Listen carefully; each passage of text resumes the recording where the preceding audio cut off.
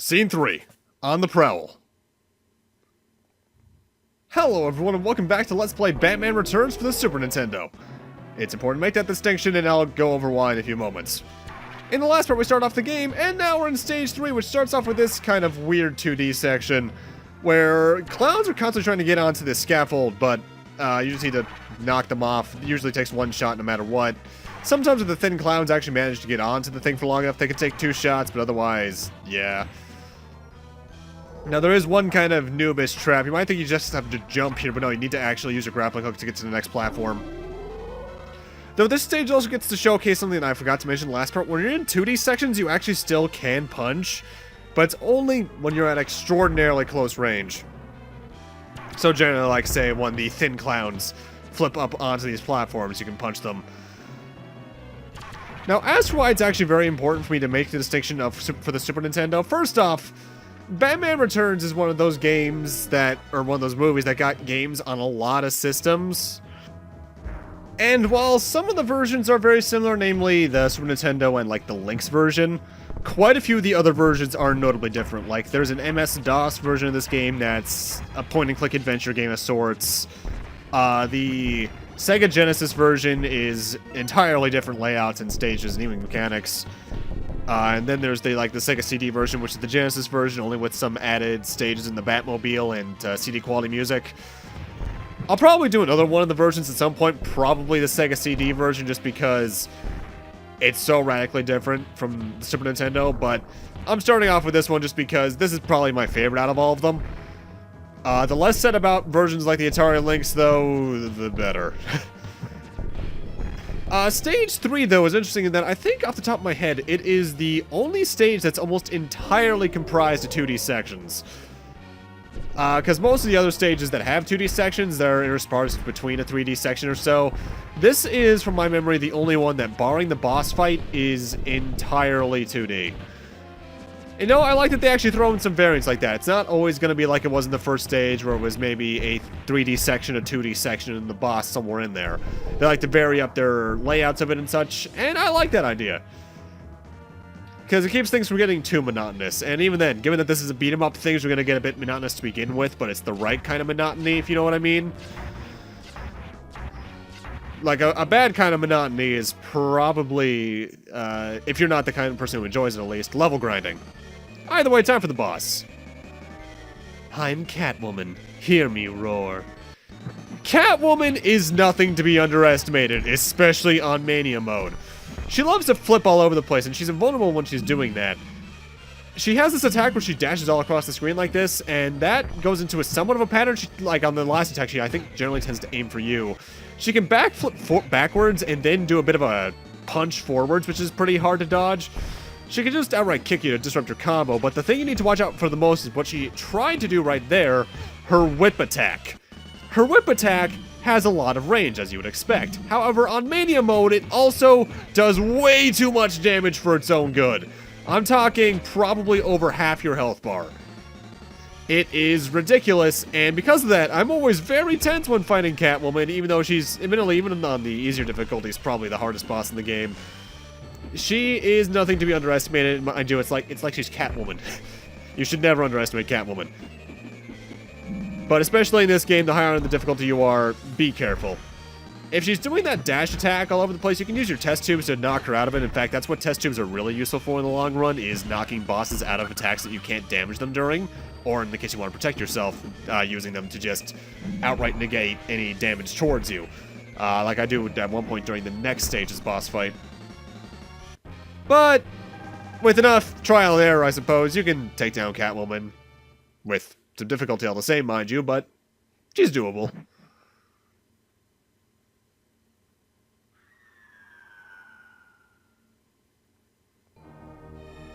Saved by kitty litter.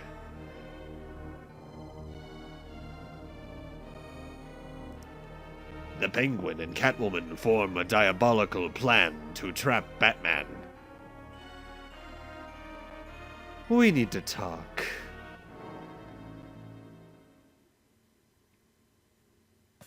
Scene 4. The Penguin's Trap. Yeah, the scene, the latter half of the scene that cutscene's dictating was one I always found a bit odd in the movie, because the Penguin already has some pretty sexual lines, as does Catwoman. Now I think about it. In fact, compared to Batman '89, they got really with innuendos in this one.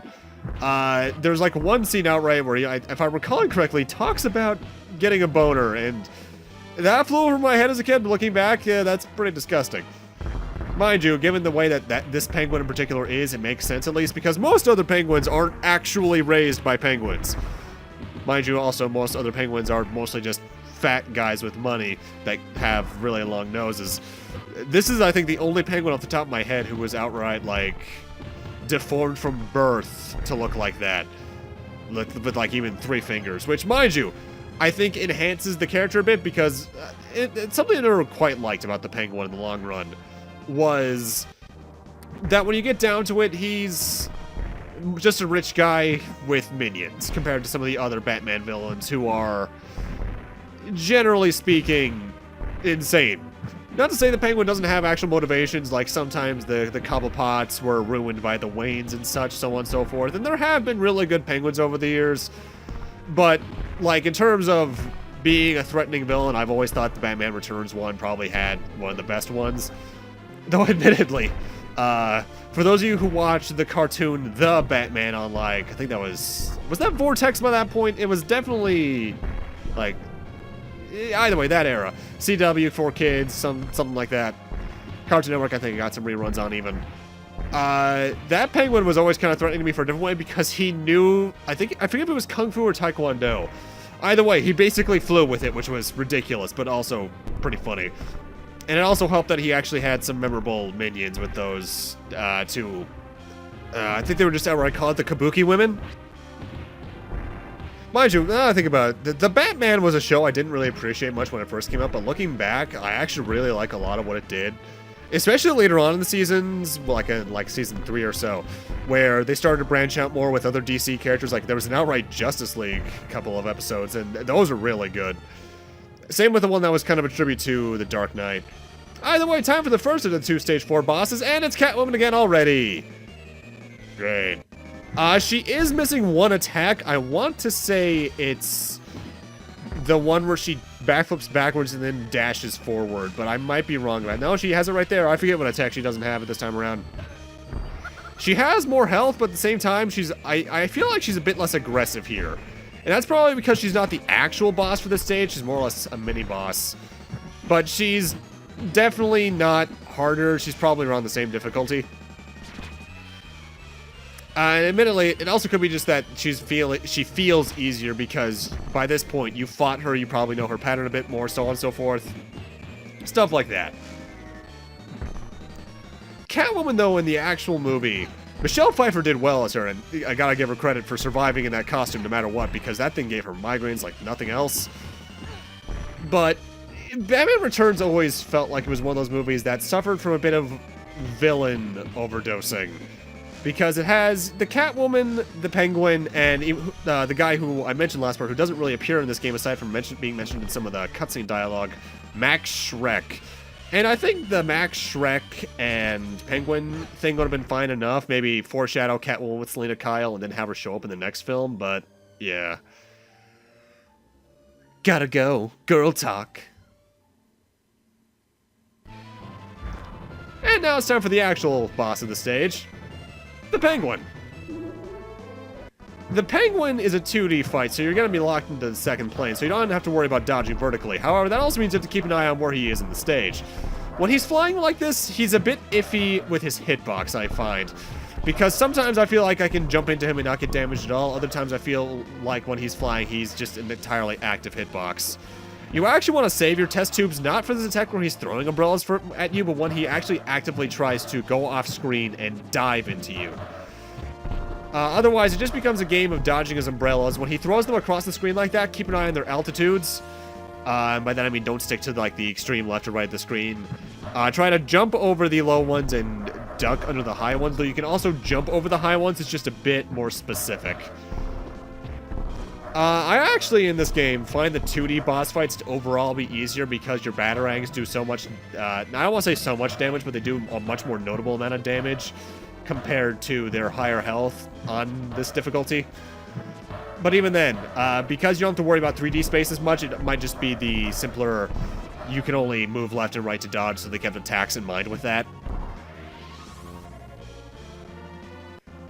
Also, the test tubes I find are a bit inconsistent whether or not they'll just do outright one hit of damage or if they'll drain HP. It might depend on the boss fight and if you're in a 2D section versus a 3D section, I think. Either way, that's stage 4.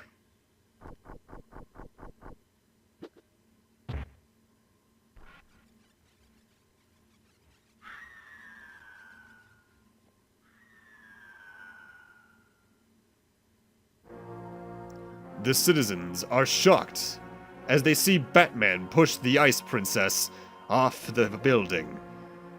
However, not everything is as it seems.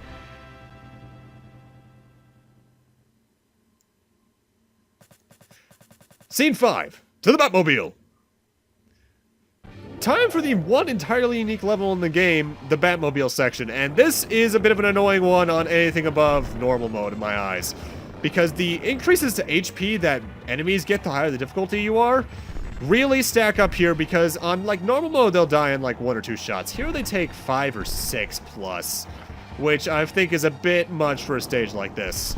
Also notable is, I think in this stage there's not a single checkpoint, so you need to get through it from the start to the finish without dying. There might be one at the boss fight, but otherwise it's just one straight shot, and that can be annoying on this difficulty in particular, to say the least. However, at the same time, it's also the shortest stage on its own, because you're just going through one straight Mode 7 section, because every Super Nintendo game needed to use Mode 7 in some way, right? Though, admittedly, compared to some other Mode 7 uses, this is a pretty good one, and it's definitely the better Batmobile stage between the Super Nintendo Batman games, between this and The Adventures of Batman and Robin based off the cartoon. Because while that game, I think, is at times structurally more sound than this one, or a lot of the other Batman games even, that Batmobile stage with Two-Face is really annoying. Though I will say, I think that game is probably harder than this one, too. Speaking entirely for the standard difficulties, of course. The most annoying thing to dodge in terms of this stage overall is probably the rockets being fired at you by the bikers. Because the bikers themselves, when they're in these lines like this, are deceptively easy to dodge, because, well, I even get hit a couple times. Due to how the Mode 7 looks, it looks like you might hit them, but you're actually probably farther away from them than you are.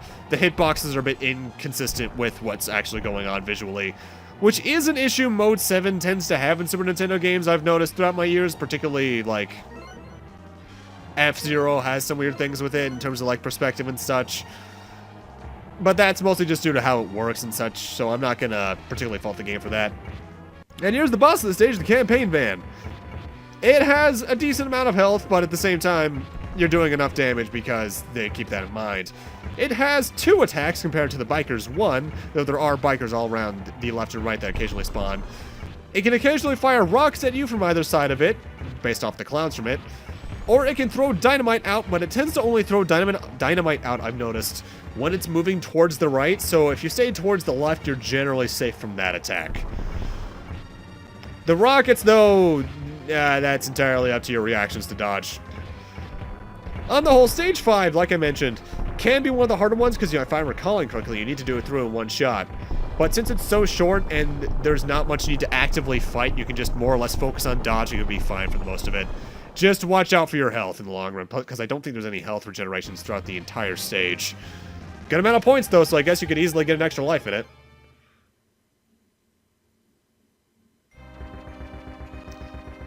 The Penguin's true nature is exposed by Batman, while addressing the citizens of Gotham City.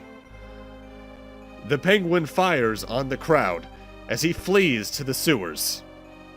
His plan to kidnap all of the firstborn sons in Gotham City is initiated. It is up to Batman to save the children.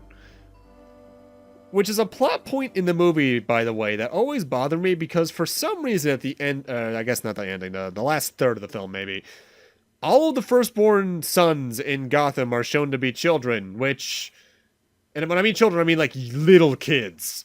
which always bothered me because wouldn't there be some teenagers in there? I can understand maybe not getting young men because higher security and such, but yeah, because like Bruce Wayne, for instance, he's a firstborn son, but you can make the assumption that because he's a millionaire, he has security, and therefore Penguin probably wouldn't go after him. Albeit because he's such a big name, he'd be a perfect target. It's weird.